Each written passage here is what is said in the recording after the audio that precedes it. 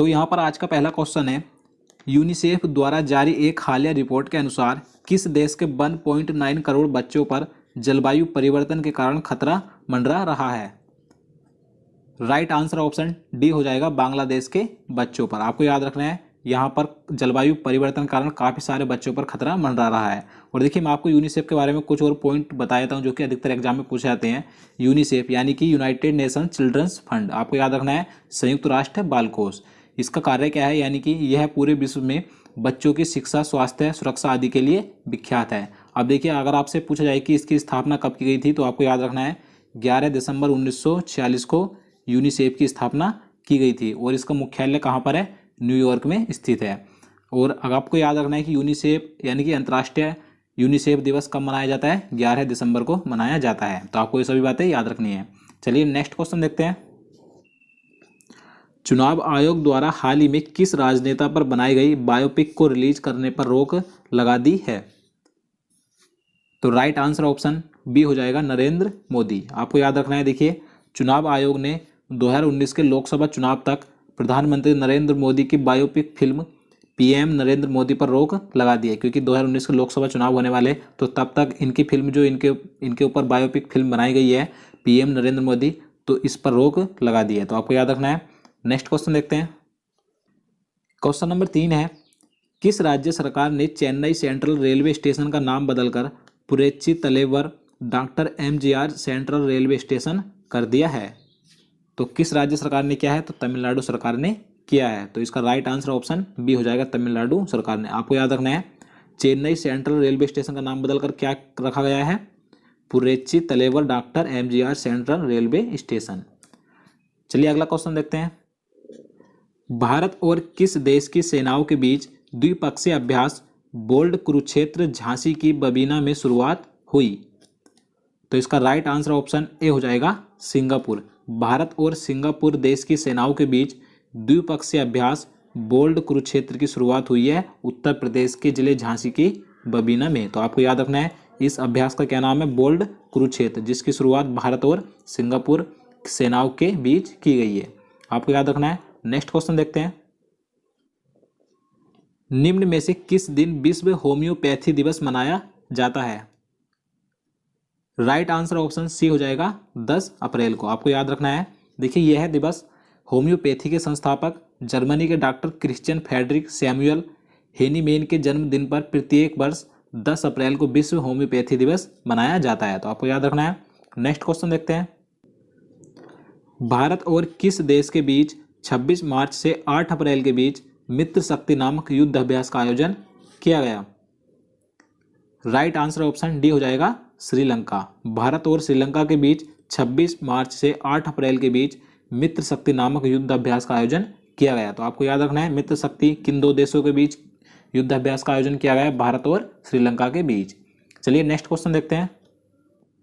Question number 7 है, किस देश के ग्रैहम रीड को भारतीय पुरुष हॉकी टीम का प्रमुख कोच नियुक्त किया गया है? देखिए वेरी इंपॉर्टेंट क्वेश्चन है ये, आने वाले एग्जाम में आपको देखने को मिल सकता है।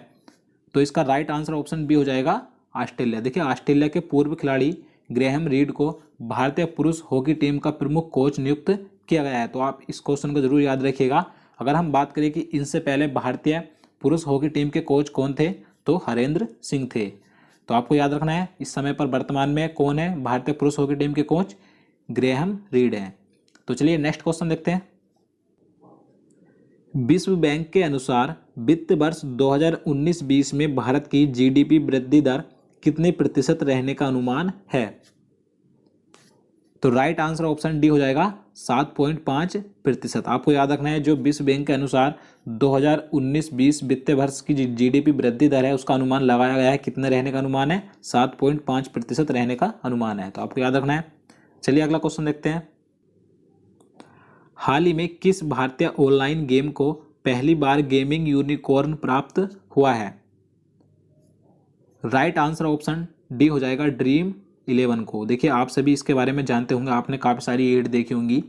यह एक ऐसी वेबसाइट और ऐप है जिससे आप घर बैठे ऑनलाइन पैसे कमा सकते हैं। इसमें प्रतिदिन काफ़ी सारी लीग चलती रहती हैं, आप उसमें पैसे लगाकर पैसे अर्न कर सकते हैं। तो अगर हम बात करें कि इसके संस्थापक कौन है ड्रीम 11 के, तो भबीर सेठ और हर्ष जैन हैं। इसे अभी हाल ही में गेमिंग यूनिकॉर्न प्राप्त हुआ है, तो आपको याद रखना है। चलिए नेक्स्ट क्वेश्चन देखते हैं। क्वेश्चन नंबर 10 है, राष्ट्रपति रामनाथ कोविंद जी द्वारा जारी NIRF रैंकिंग 2019 में हाल ही में किस कॉलेज को सर्वश्रेष्ठ स्थान हासिल हुआ है?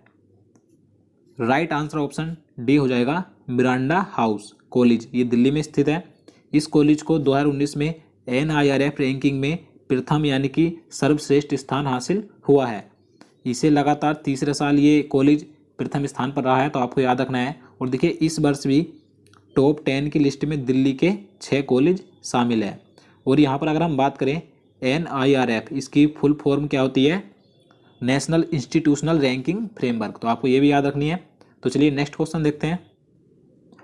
निम्नलिखित में से किसे हाल ही में विश्व बैंक का अध्यक्ष चुना गया है? देखिए मोस्ट इंपोर्टेंट क्वेश्चन है ये, तो इसका राइट आंसर ऑप्शन बी हो जाएगा डेविड मालपास। आपको याद रखना है, इन्हें हाल ही में विश्व बैंक का नया अध्यक्ष चुना गया है। ये 13वें विश्व बैंक के अध्यक्ष हैं, आपको याद रखना है। इनका कार्यकाल 5 वर्ष का होगा। और अगर हम बात करें कि इनसे पहले यानी कि 12वें विश्व बैंक के अध्यक्ष कौन थे, तो आप सभी को पता होगा जिम योंग किम थे, जिन्होंने अपने पद से इस्तीफा दे दिया था। अब नए विश्व बैंक के अध्यक्ष डेविड मालपास हैं, तो आप इसे जरूर याद रखिएगा। चलिए नेक्स्ट क्वेश्चन देखते हैं। निम्नलिखित में से किसने हाल ही में भारतीय उद्योग परिसंघ यानी कि CII के नए अध्यक्ष के रूप में कार्यभार संभाला है? राइट आंसर ऑप्शन डी हो जाएगा विक्रम किर्लोस्कर। देखिए इन्हें हाल ही में भारतीय उद्योग परिसंघ यानी कि CII का नया अध्यक्ष बनाया गया है। अगर हम बात करें भारतीय उद्योग परिसंघ की स्थापना कब की गई थी, तो 1895 में की गई थी। और इसका मुख्यालय कहाँ पर है? नई दिल्ली में स्थित है, तो आपको याद रखना है। नेक्स्ट क्वेश्चन देखते हैं। निम्नलिखित में से कौन फीफा परिषद के सदस्य चुने जाने वाले पहले भारतीय बन गए हैं? तो इसका राइट आंसर ऑप्शन सी हो जाएगा प्रफुल्ल पटेल। आपको याद रखना है, ये पहले ऐसे भारतीय हैं जिन्हें फीफा परिषद कार्यकारी समिति का सदस्य चुना गया है। चलिए नेक्स्ट क्वेश्चन देखते हैं। भारत के किस राज्य में हाल ही में हैब्रोस्टेम प्रजाति की मकड़ी की खोज की गई है? राइट आंसर ऑप्शन सी हो जाएगा केरल राज्य में। देखिए भारत के वैज्ञानिकों ने केरल राज्य में एक नई मकड़ी प्रजाति की खोज की है, उस प्रजाति का नाम क्या है? हैब्रोस्टेम प्रजाति। आपको याद रखना है। नेक्स्ट क्वेश्चन देखते हैं।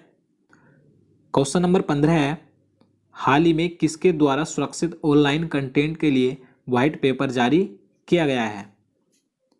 राइट आंसर ऑप्शन बी हो जाएगा ब्रिटेन के द्वारा। देखिए ब्रिटेन ने ऑनलाइन कंटेंट को सुरक्षित रखने के लिए एक व्हाइट पेपर जारी किया है, जिसका नाम ऑनलाइन हार्म्स व्हाइट पेपर रखा गया है।